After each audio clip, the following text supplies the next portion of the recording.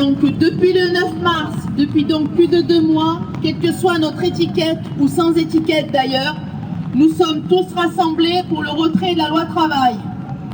La loi travail, c'est l'accompagnement et la continuité d'une idéologie, celle-là même qui porte le dogme de la compétitivité comme seule alternative possible, tentant d'opposer les intérêts des travailleurs en cultivant l'individualisme. Le français contre l'étranger, le travailleur du secteur privé contre les fonctionnaires, et maintenant avec la loi travail, les précaires contre les travailleurs à CDI. Nous, travailleurs d'hier, d'aujourd'hui et de demain, nous serions des privilégiés dont les droits devraient être réduits à néant pour encore mieux nous exploiter. La loi travail, c'est mettre au feu le code du travail et les conventions collectives. C'est mettre au feu l'égalité entre les travailleurs. Aujourd'hui, en France, plus de 90% des travailleurs, quelle que soit la taille de leur entreprise, bénéficient d'un même socle de droits. Si cette loi passait, ce seraient des droits différents à la baisse dans chaque entreprise. Le lien de subordination et donc d'exploitation serait renforcé. C'est cela l'inversion de la hiérarchie des normes. La loi travail, c'est aussi pouvoir licencier plus facilement les travailleurs en contrat CDI. C'est donc plonger l'ensemble du monde du travail dans la précarité et dans le chantage à l'emploi pour mieux imposer des droits à la baisse en termes de temps de travail, de congés, de salaire et de protection sociale. Aujourd'hui, 80% des contrats sont des contrats à durée déterminée, privant les travailleurs de se construire un avenir. Voulons-nous devenir tous des précaires? Évidemment, non.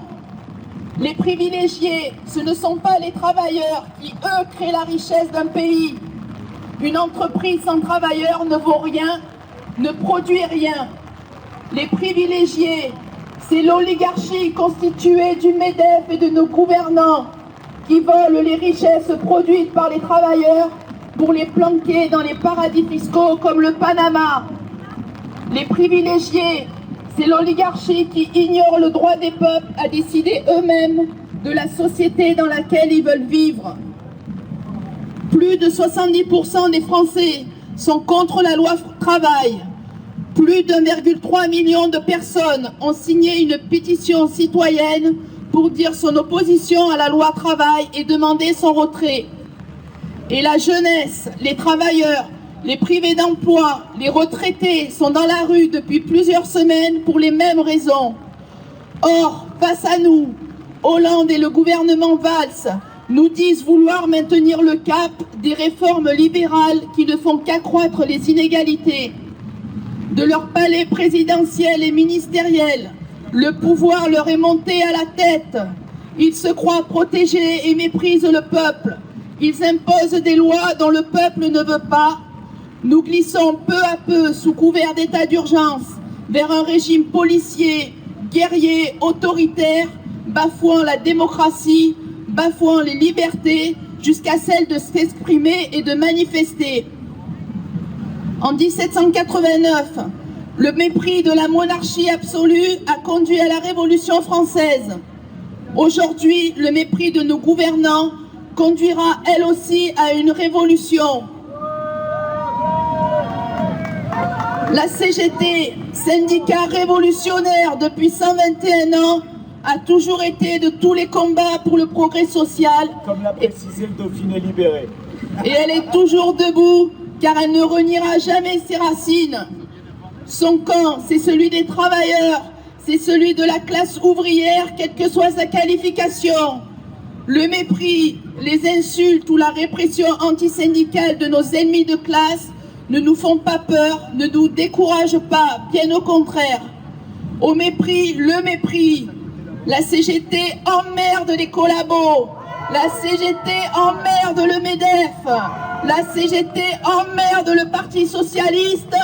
La CGT emmerde les Républicains. Et enfin, la CGT emmerde le Front National. Nous luttons pour le retrait de la loi de travail car elle caractérise le reniement de notre histoire sociale pour revenir à des rapports sociaux datant du 19e siècle où les travailleurs n'avaient qu'un seul droit, celui de se taire. Et nous luttons aussi pour une transformation de la société en une société anticapitaliste. Au XXIe siècle, le code du travail qu'il nous faut, ce sont des droits nouveaux pour les travailleurs et leurs représentants syndicaux. La démocratie et la liberté d'opinion et d'expression doivent être rétablies dans la cité et exister enfin dans nos lieux de travail. De la même manière que les citoyens doivent pouvoir intervenir dans le choix des politiques publiques, les travailleurs doivent pouvoir intervenir sur l'organisation de leur travail, sur leurs conditions de travail, sur les stratégies d'entreprise et mettre le veto aux restructurations, aux licenciements boursiers. Au XXIe siècle, il faut redéfinir ce que doit être le salariat pour libérer les travailleurs du lien de subordination et d'alignation au capital. Et c'est tout le sens de la proposition CGT du nouveau statut du travail salarié. La nouvelle société que nous voulons, c'est une juste répartition des richesses entre toutes et tous. Qu'une soixantaine de personnes ait une richesse équivalente à celle de la moitié de l'humanité est intolérable. Que chaque année, on distribue de plus en plus de dividendes et que des dirigeants d'entreprise aient une rémunération au moins 8 fois supérieure au SMIC, alors que les SDF crèvent la dalle, alors que bon nombre de travailleurs doivent survivre car leurs salaires sont trop bas, c'est aussi intolérable. Interdisons la liberté de circulation des capitaux et rétablissons la liberté de circulation des êtres humains. Ne bâtissons pas Grenoble, la France ou l'Europe comme une forteresse bâtie avec des matériaux d'éco-conception où l'on roulerait à vélo, où l'on mangerait bio, mais tout en ignorant la misère du monde dont nous sommes en partie responsables. Tout en excluant les quartiers populaires de cette quête du bien-être, tout en reléguant les réfugiés dans des camps aux frontières de nos villes comme de l'Europe, ou tout en les laissant mourir en mer Méditerranée, si proche de nous. Des richesses, il y en a pour tout le monde, du moment qu'une minorité de nantis ne se les accapare pas, du moment où nous irons les reprendre là où elles se trouvent, dans les caisses du Panama, dans les caisses du patronat. La CGT est une organisation internationaliste et son ennemi, ce ne sont pas les camarades venant d'un autre pays, mais les voleurs des richesses produites par le travail, que sont les capitalistes, les libéraux. La CGT a encore beaucoup d'autres positionnements et propositions, notamment sur le temps de travail à 32 heures, sur la cotisation sociale, socle de notre protection sociale, sur l'urgence d'une reconquête industrielle, sur la nécessité de développer les services publics, etc., pour transformer la société. Mais je ne développerai pas ici, j'ai déjà été trop longue. Oui, un autre monde est possible. Il suffit de le vouloir, de le penser, de le débattre et d'aller le chercher. Qu'on tout qualifie d'utopiste, on s'en fout et même tant mieux. Nous préférons l'espoir au désespoir. Et puis notre histoire sociale nous a maintes fois montré qu'avec les luttes de la classe ouvrière, l'utopie peut se transformer en réalité.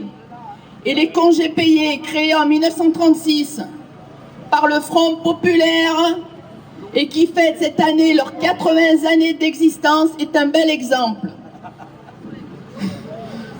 Oui, c'est par la lutte, par la grève que nous obtiendrons satisfaction.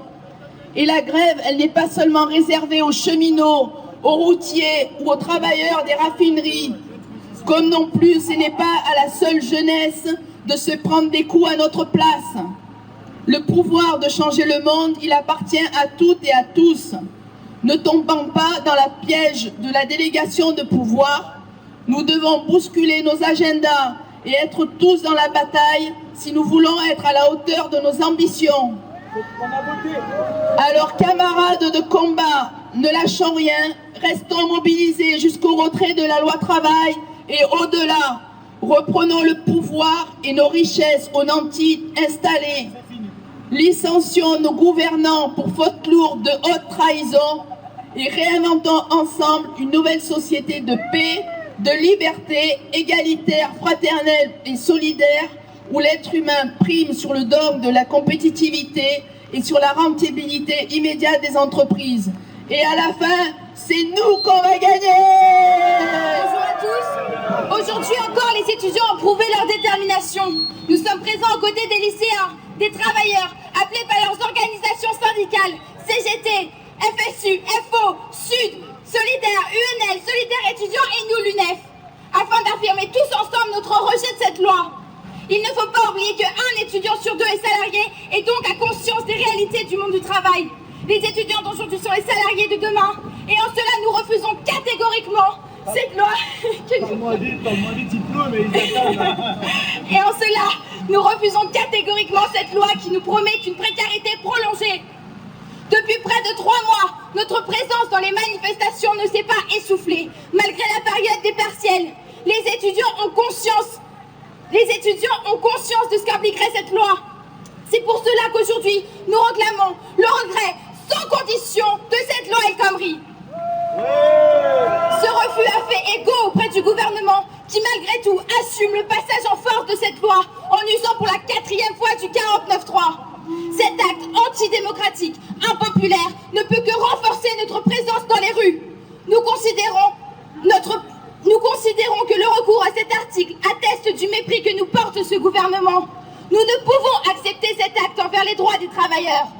Les étudiants ne renonceront pas à leurs droits, ne céderont pas à ces avancées arrachées par les luttes et continueront à se mobiliser afin d'affirmer par leur voix que ce gouvernement obstiné refuse d'entendre.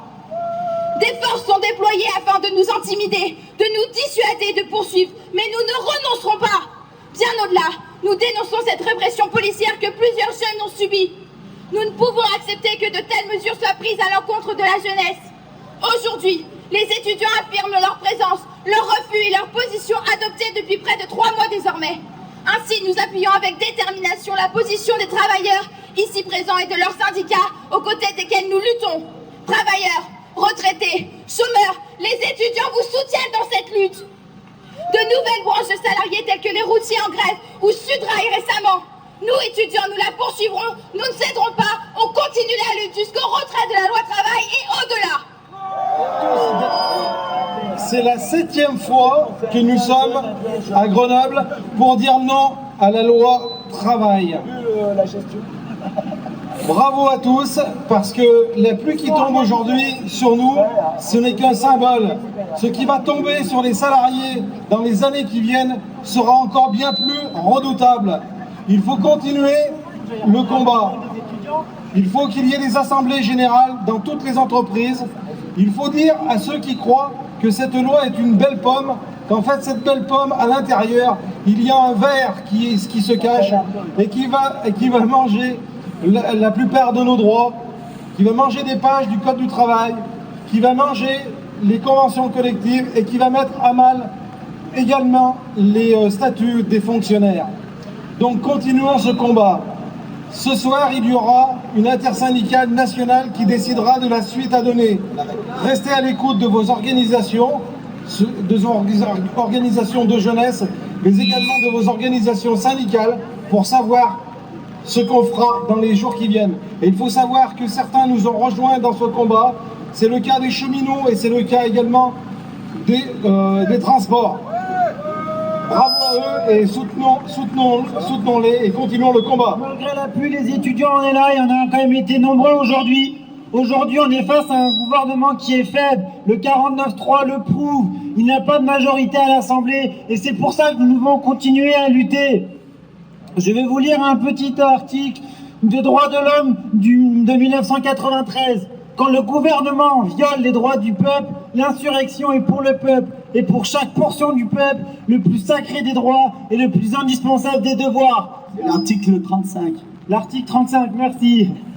Donc c'est un devoir et c'est aussi un droit que nous avons de manifester aujourd'hui. La jeunesse est face à la répression, ils essayent de nous diviser et justement c'est dans l'unité qu'il faudra lutter car c'est ensemble qu'on va gagner. je rejoins l'appel de mes camarades. En effet, des secteurs comme Sudrail, comme les routiers se sont mis en grève et il faut absolument les soutenir. En faisant grève. En faisant grève. Cette grève, elle se construit dans vos entreprises par des assemblées générales. Donc on appelle à toutes et toutes de se réunir dans vos entreprises et localement de construire cette grève générale, car c'est comme ça qu'on va pouvoir bloquer l'économie et c'est comme ça qu'on gagnera contre le retrait de cette loi travail. Plus de 2 mois de lutte contre la loi travail. Je tiens le micro aussi. Ah, tu fais tout alors. L'inversion de la hiérarchie des normes, c'est pas un cadeau fait au patronat. C'est un cadeau fait au plus pourri de tous les patrons. C'est dans les boîtes où le rapport de force est le plus défavorable aux salariés que cette loi fera le plus de dégâts si elle est appliquée. Les autres entreprises finiront par s'aligner. À la FSU, on avait pu observer ça dans l'éducation nationale. Avec l'autonomie croissante des établissements, on voit des interprétations locales des lois et des décrets que le ministère et les rectorats font mine de ne pas pouvoir juguler. Alors vous imaginez la brèche que présente cette loi, y compris dans la fonction publique. Depuis 1 an, on se bat aussi contre la réforme du collège. C'est un anniversaire aujourd'hui, alors Spécial. voilà. C'est avec la même absence de dialogue, le même mépris, la même morgue que pour la loi travail que cette réforme est mise en place. Cette réforme, elle est rejetée par l'immense majorité de la profession. C'est comme la loi travail. On a eu un peu moins de répression policière, mais dans le passage en force, notre hiérarchie s'est totalement déconsidérée. Elle a fait des choses, c'est pire que sous Sarko. Mais on s'en fout, FSU ça rime avec « on continue ». Comme nous le savons tous, actuellement les cheminots sont en lutte et toujours en lutte. Dans l'unité Sudrail, CGT cheminots, FO cheminots. Comme nous le savons tous, nous ne voulons pas de cette loi travail qui prévoit que l'ensemble des accords d'entreprise soient remis à plat tous les 5 ans. La direction SNCF qui ment constamment sur les chiffres de grève, sur les luttes des cheminots. Encore une fois, dans l'unité Sudrail, CGT cheminots, FO cheminots, la SNCF, sur ordre du gouvernement et du patronat et le MEDEF, a décidé de passer en force au niveau de la négociation des accords d'entreprise. Dans la dernière communication mensongère de la direction de SNCF qui transmet à tous les grands médias, merdias, et c'est bien comme ça que ça s'appelle, de communiquer des mauvais chiffres, des faux chiffres pour casser la mobilisation et les luttes, notamment des cheminots. Nous ne laisserons pas le gouvernement ni les patrons diviser le corps social cheminot dans cette négociation. Sudrail refuse cette négociation piégeuse sur les accords d'entreprise qui permettra à la direction SNCF, lors de l'ouverture à la concurrence de nombreux secteurs d'activité, à la vente, les TER, les TGV, le matériel, de continuer à tirer vers le bas les conditions de travail de tous les cheminots en utilisant le peu et la peur des entreprises concurrentes. Nous exigeons l'ouverture des négociations en transparence et sous le contrôle des salariés. Les salariés, eux seuls, décident de leur avenir et non pas les patrons. En matière d'organisation du travail, la base des décrets doit être ce qui est actuellement repris dans ce qui s'appelle chez les cheminots le RH 77. Nous voulons impérativement, par ce texte, qu'il soit bien entendu largement amélioré, et les organisations syndicales Sudrail, CGT cheminots et FO cheminots ont des revendications propres aux salariés qui sont connues. Nous voulons la mise en place d'une convention collective nationale pour l'ensemble du secteur ferroviaire et des droits nouveaux pour tous les travailleurs du rail. Les cheminots en ont marre de la casse sociale, les cheminots en ont marre de la souffrance au travail prononcée dans toutes les entreprises, y compris à cause de cette loi travail. Nous voulons le retrait pur et simple de cette loi travail, impérativement. L'unité d'action sur le terrain, le lancement d'un rapide et la continuité d'un mouvement puissant, tous ensemble en lutte. Les jeunes, les retraités, les actifs, les chômeurs et les précaires, tous ensemble, organisés en assemblée générale, avec également l'ensemble des cheminots en lutte et la convergence des luttes avec les autres salariés, les chômeurs et les précaires de ce pays. Voilà des ingrédients pour gagner et refuser cette loi travail et le dumping social.